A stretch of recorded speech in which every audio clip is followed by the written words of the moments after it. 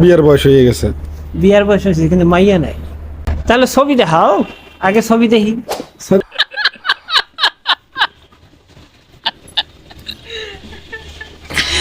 মানুষ গরমে টিকতে পারে না, আর আপনি গরমে যে রৌদ্র পোহাইতে আছেন, এর কারণ কি? যার সমস্যা সেই ভালো জানে। কানকে ভিটামিন দিচ্ছি।